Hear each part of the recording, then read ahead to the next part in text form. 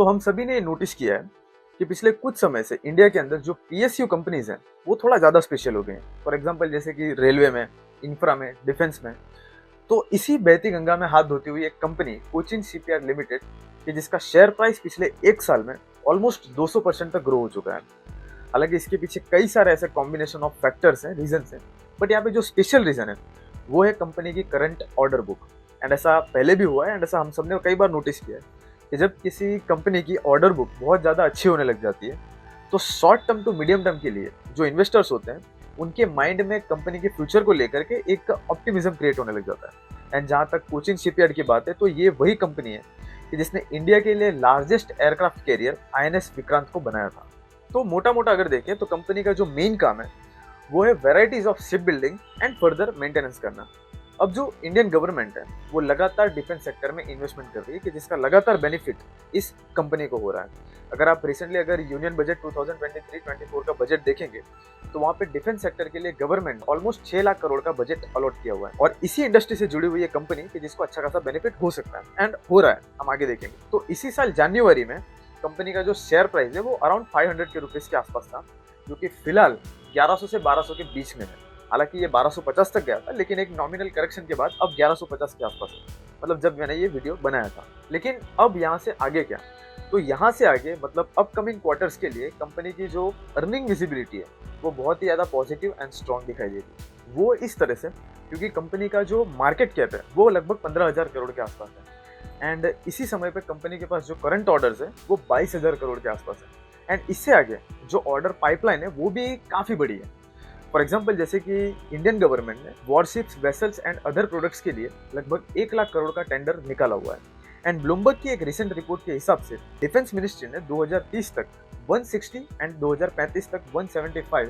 Warships add करने का मन बनाया हुआ है, जिसकी जो ऑर्डर वैल्यू होगी वो 1.6 लाख करोड़ के आसपास होगी। एंड डिफेंस मिनिस्ट्री के लिए ये जो कंपनी है कोचिन शिपयार्ड ये हमेशा से रडार में रही है। तो इसमें से अगर कुछ ऑर्डर भी इस कंपनी को मिल जाते हैं तो कंपनी की ऑर्डर बुक और ज़्यादा अच्छी हो जाएगी, क्योंकि ये जो 22,000 करोड़ के ऑर्डर्स हैं इसमें से 16,000 करोड़ के ऑर्डर सिर्फ डिफेंस मिनिस्ट्री के हैं। तो मतलब डिफेंस मिनिस्ट्री के लिए ये कंपनी हमेशा से रडार में रही है। अब यहाँ पर कोचिन शिपयार्ड का एक अर्निंग डेटा है कि जिसमें क्लियरली मेंशन्ड है कि सितंबर 2023 में जो कंपनी का नेट सेल्स है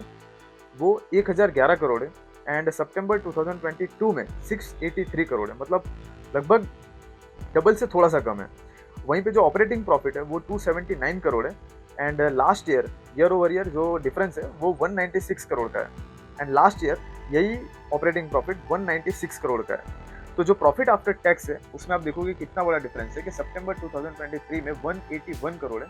एंड सितंबर 2022 में 112 करोड़ का है। अब यहाँ से आप अगर रेवेन्यू ब्रेकडाउन करके देखोगे तो आपको पता चलेगा कि कंपनी का जो शिप रिपेयर बिजनेस है उसमें ईयर ओवर ईयर 62% तक की ग्रोथ आई है एंड इसके अलावा जो न्यू शिप बिल्डिंग बिजनेस है जो कि कंपनी का कोर बिजनेस है जहाँ से इनका 70% रेवेन्यू जनरेट होता है, वहाँ पे ईयर ओवर ईयर 33% तक की ग्रोथ आई है।